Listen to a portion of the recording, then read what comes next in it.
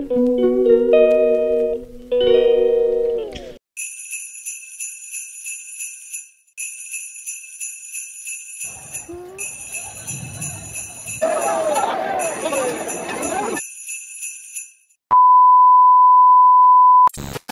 রাধে বন্ধুরা, সকাল থেকে ভিডিওটা স্টার্ট করছি। অনেক সকাল, এখন প্রায় বাজে 7টা। সকাল সকাল রেডি হয়ে বেরিয়ে পড়েছি। আজকের হলো শ্রাবণ মাসের শেষ সোমবার। শেষ সোমবার বলতে শ্রাবণ মাস শেষ হয়ে যাচ্ছে, এই সোমবারটাই লাস্ট ছিল। এই সোমবার তাই একটুখানি বাবার মাথায় জল ঢালতে যাবো বলে ঠিক করেছিলাম। তো অন্য সোমবার অন্য জায়গায় জল ঢেলেছি, তো আজকে দেখো বাবা বড় কাছারির কাছে জল ঢালতে চলে এলাম। সকাল সকাল স্নান ফান করে রেডি হয়ে, আর এখানটা প্রচুর জ্যাম, সকালবেলায় জ্যাম, মানে রাস্তায় মানে অফিস টাইম আর কি, ওই জন্য এত জ্যাম। তো জ্যাম ফ্যাম পেরিয়ে চলে এলাম মন্দিরে এসে দেখি প্রচণ্ড ভিড়। এত ভিড় আশা করিনি যে এত সকালে এত ভিড় হবে। আমরা অন্য বারেও এসেছি, কিন্তু এত সকালে কোনো বারেই এত ভিড় হয় না এমনি অন্য দিনে। তো শ্রাবণ মাসের শেষ সোমবার বলেই এত ভিড় হয়েছে। আমরা শ্রাবণ মাসের অন্য সোমবারও আসি, তাতেও এত ভিড় হয় না, এটাতেই এত ভিড় হয়েছে। তো জল তুলে নিলাম, এই জল তুলতে নামছি। আমাদেরও বলছে তুমি নামো, আমি বললাম না তুমি নামো, কেন প্রচণ্ড স্লিপ, প্রচণ্ড পিচ্ছিল আছে জায়গাটা। তো আমাদেরও আস্তে করে নামলো, নেমে জল তুলে নেবে বাবার নাম করে। বাবার ঘাট থেকে আমরা আসি কী করি, এখানে বাবার ঘাট থেকে জল তুলে বাবার মাথায় জল ঢালি। তো এখানে না দুধ গঙ্গা জল করাও বিক্রি হচ্ছে, যে পারবে সে এখানে দুধ গঙ্গা জলও নিতে পারবে, আর এর মধ্যে সিদ্ধি দেওয়া হয় তাকে। তো এখানে আস্তে না আস্তে তিলক কেটে দিয়েছে, এখানে মাসিরা দাঁড়িয়ে থাকে তিলক কাটার জন্য। তো এখানে বাবার নাম করে বাবার মতন তিলক কেটে নিয়েছি আমরা। তো চলো এবার যাব পুজো দিতে যাচ্ছি, যেতে পারছি না, রাস্তার অবস্থা দেখো, এতটা কাদা, এতটা পিচ্ছিল, মানে সব স্নান, মানে অনেকে চান এখানে, মানে পুকুরে স্নান করে বাবার কাছে পুজো দিতে যাচ্ছে। আর এখানে এসে দেখছি এটা বাইরের দিকে, আমাদের পুজো দেওয়া হয়ে গেছে। এত ভিড়ের মধ্যে কোনো ফোন তো নেওয়া যায় না, তো তার জন্য পুজো দেওয়া হয়ে গেছে।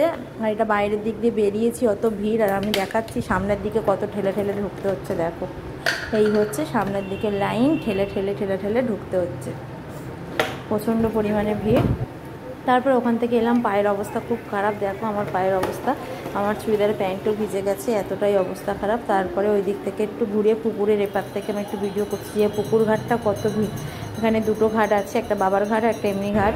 তারপরে আমরা এখানে চলে এসে একটু খাওয়া দাওয়া করতে। আমি নিয়ে নিয়েছিলাম 4টে মিষ্টি, আর কচুরি নিয়েছিল আমাদেরও, আমি খাবো না কচুরি। বাবার ঘাটটা একটু ভালো করে দেখিয়ে দিলাম তোমাদের। আবার একটু ঘুরতে এসেছিলাম, তো তখন একটু বাবার ঘাটের এই ফটোটা তুলে নিয়েছি, দেখিয়ে দিলাম ওখান থেকে। তারপরে আবার বেরিয়ে এসেছি, দেখো একটু ঘুরছি এদিক ওদিক, তখন দেখছি বাঘ নিয়ে এরা এখনও যাচ্ছে, মানে বাবার কাছে জল ঢেলে আবারও অন্য জায়গায় জল ঢালবে, সেখানে যাচ্ছে বাঘ নিয়ে জল ঢালতে। আর তারপরে আমরা যেখানে গাড়ি রেখেছিলাম সেখানটা গাড়ি নিতে এলাম, এখানে দেখি বাতাসা বানাচ্ছে, মানে বাতাসা নিজেরাই তৈরি করে এরা বিক্রি করে। কি দারুণভাবে প্রসেসটা করছে দেখো।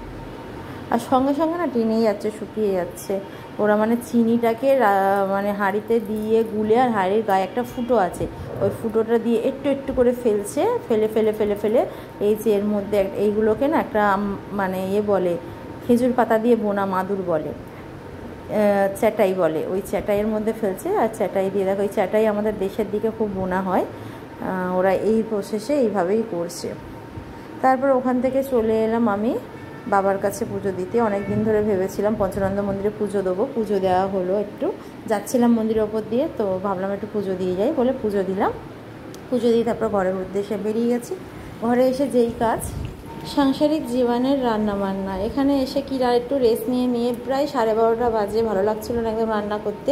এখানে দেখো আমি উপোস করেছি বলে আমার বর সাবু আর ছোলা ভেজাচ্ছে, আমি কি খাবো সেই জোগাড় করতে, আর ওরা কি খাবে আমার সেই জোগাড় করতে হচ্ছে। তা ওদের জন্য আমি সয়াবিনের তরকারি আর পটল ভেজেছি, আমার গোপু সোনাদের জন্য বিশেষ করে।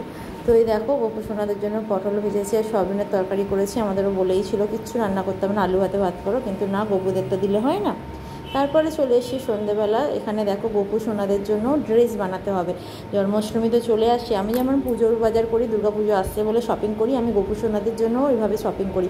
তো এইভাবে জন্মাষ্টমী আসছে বলে কথা, গোপুদের জন্য দেখো ইয়েলো কালার কাপড়ের জন্য পিঙ্ক কালার লেস নিয়েছি, রানি কালার লেস নিয়েছি, আর ব্লু কালার একটা সুতির গাছ মানে জামা বানাবো তার জন্য সাদা আর ব্লু লেস নিয়েছি।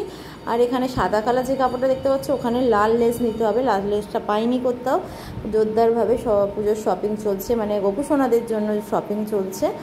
তো আমি আমার ড্রেস গোপু সোনাদের ঘরেই বানিয়ে দিই। তো চলো, এখানে দেখো ওই সুতোগুলো কিনেছি ম্যাচিংয়ে।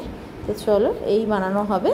তো ভিডিওটা এখানেই শেষ করলাম, আর বাড়ালাম না। ভালো লাগলে অবশ্যই লাইক কমেন্ট শেয়ার করবে। দেখা হচ্ছে নতুন একটা ভিডিওর সাথে, চ্যানেলটা সাবস্ক্রাইব করে দেবে।